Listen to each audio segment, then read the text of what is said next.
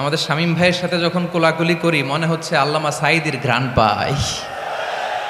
কিন্তু অবাক করা বিষয় হচ্ছে আমরা আজও জানি না আমাদের আল্লামার মৃত্যু কি স্বাভাবিক হয়েছে নাকি এটা পরিকল্পিত মেডিকেল কিলিং ছিল। এই রিপোর্ট গণমানুষের কাছে প্রচার করে জানাতে হবে। এই দাবির সাথে কি সবাই আপনারা একমত? কারা কারা একমত হাত তুলে দেখান। হযরতুল আল্লাম শহীদ মরহুম আল্লামা দেলওয়ার হোসেন সাঈদী রহিমাহুল্লাহ, ওনার স্মৃতি বিজড়িত আজকের এই ঐতিহাসিক প্যারেড ময়দানের তাফসিরুল কোরআনের প্রোগ্রামে সব আছে। স্টেজ আছে, শ্রোতা আছে, প্যান্ডেল আছে, মিডিয়া কাভারেজ আছে, কিন্তু আমাদের কলিজার টুকটাটা আমাদের মাঝে নাই। আজকের এই প্রোগ্রামে আলোচক হয়ে এই চেয়ারে আমি না বসে ওই শ্রোতাদের কাতারে বসে যদি আমাদের আল্লামার নুরানি চেহারার দিকে তাকিয়ে ওয়াজ শুনতে পারতাম, আমাদের হৃদয়টা ঠান্ডা হয়ে যেত, আমাদের তৃষ্ণার্ত হৃদয় শান্ত হতো। সব আজকে আছে, কি যেন নাই, ঠিক কিনা বলেন? আল্লাহ তাআলা প্রতি 100 বছরে একজন মুজাদ্দিদ পাঠায়, প্রতি 100 বছরে একজন মুজাদ্দিদ, যিনি সমাজকে সংস্কার করেন। আল্লামা দেলওয়ার হোসেন সাঈদী রহিমাহুল্লাহ ছিলেন তেমন একজন মুজাদ্দিদ। চিৎকার করে বলেন ঠিক কিনা?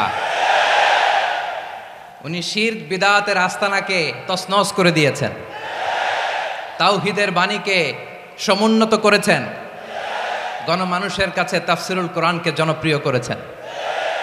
আজীবন আজীবন তিনি ইসলামকে বিজয়ী শক্তি হিসেবে দেখার স্বপ্ন দেখতেন। এত প্রাঞ্জল ভাষা, এত চমৎকার আধুনিক প্রেজেন্টেশন, গণমানুষের কাছে কোরআনের তাফসিরকে এভাবে জনপ্রিয় করে তোলার মতো ব্যক্তিত্ব আল্লামা সাঈদী ছাড়া দ্বিতীয় কেউ এই বাংলার ভূখণ্ডে নাই। এই যে তাফসিরুল কোরআন, এই যে টার্মিনোলজি, এই টার্মটাই উনি আসলে জনপ্রিয় করেছেন। আমরা আগে জানতাম না যে এভাবে তাফসির করা যায়, এভাবে scientific indications of the Holi কোরআনকে মানুষের কাছে পেশ করা যায়, এভাবে এত জীবন ঘনিষ্ঠ করে, এত ইন্টারেক্টিভ করে কোরআনের কথাগুলো মানুষের কাছে উপস্থাপন করা যায়। উনি অন্যায়ের বিরুদ্ধে সবসময় সোচ্চার ছিলেন, প্রতিবাদী কণ্ঠস্বর ছিলেন।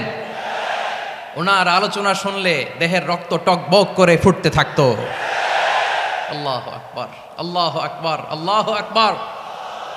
He was a strong mouthpiece of Islamic revivalism. Islamic জাগরণের স্ট্রং মাউথপিস ছিলেন আল্লামা সাঈদী রাহিমাহুল্লাহ।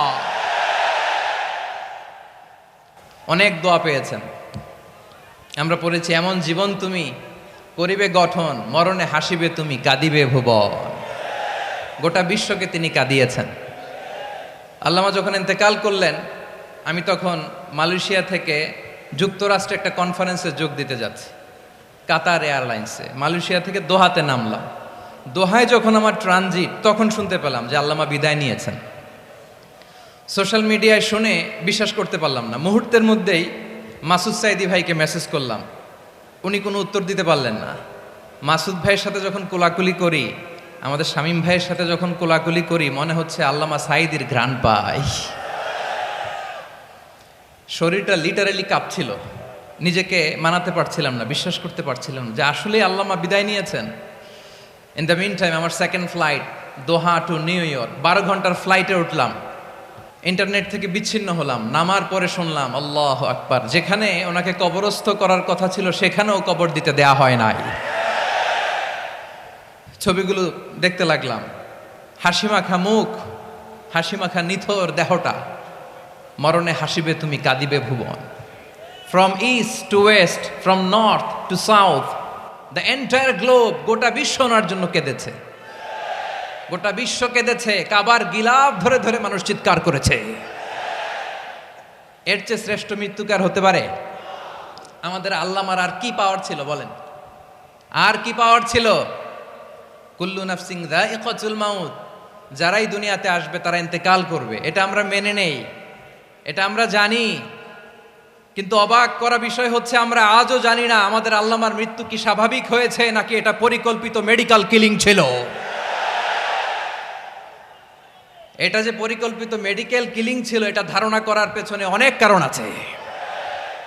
তিনি আধিপত্যবাদের বিরুদ্ধে সোচ্চার ছিলেন, ফ্যাসিবাদের বিরুদ্ধে সোচ্চার ছিলেন, রাজনৈতিক প্রতিহিংসার শিকার ছিলেন। এজন্য এটা মেডিকেল কিলিং হতে পারে এ ধারণা আমরা করতেই পারি। আওয়াজ করে বলেন ঠিক কি না? যেই সময়টা আমরা কাটাচ্ছি, এত সুন্দর সময় বাংলাদেশ আর পাবে না।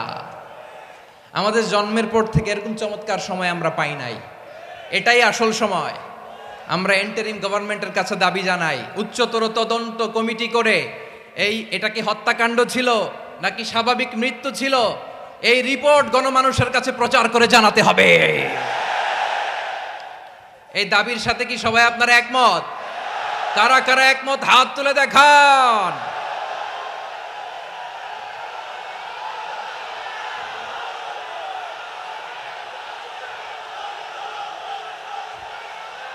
আমার প্রিয় ভাইয়েরা, প্রিয় চট্টলাবাসী, আল্লাহ তাআলা তার এই মুখলেস গোলামকে তার জান্নাতুল ফেরদাউসের মেহমান হিসেবে কবুল করুক, তার জীবনের সকল খেদমাগুলোকে কবুল করুক, জান্নাতুল ফেরদাউসের আলা মাকামে তাকে মেহমান হিসেবে কবুল করুক। আল্লামা শহীদ দেলোয়ার হোসেন সাঈদী রাহিমাহুল্লাহ, উনি ছাড়াও এই ঐতিহাসিক ময়দানে কথা বলেছেন আল্লামা লুৎফুর রহমান রাহিমাহুল্লাহ। চলে গিয়েছেন আমাদেরকে ছেড়ে। তিনি বলতেন, ইনশাল্লাহ মিজান আবার আসবে। হুজুর আমি তো আসলাম, আপনি তো আমাদেরকে ছেড়ে চলে গেলেন। আল্লাহু আকবার, আল্লাহু আকবার, আল্লাহু আকবার। গলায় কোনো সুর ছিল না, সুর দিয়ে কথা বলতেন না, কিন্তু এত চমৎকার শব্দের বুনন, এত চমৎকার প্রেজেন্টেশন, এত চমৎকার ভাবে ঐতিহাসিক বর্ণনাগুলো তিনি উপস্থাপন করতেন। মন্ত্রমুগ্ধ হয়ে আমরা আল্লামা লুৎফুর রহমানের কথা শুনেছি। আমরা হযরতুল আল্লাম লুৎফুর রহমান রাহিমাহুল্লাহর জন্য এই বিশাল ময়দান থেকে দোয়া করছি, আল্লাহ তাআলা তুমি তোমার এই খাদেমকে জান্নাতের মেহমান হিসেবে কবুল করে নাও।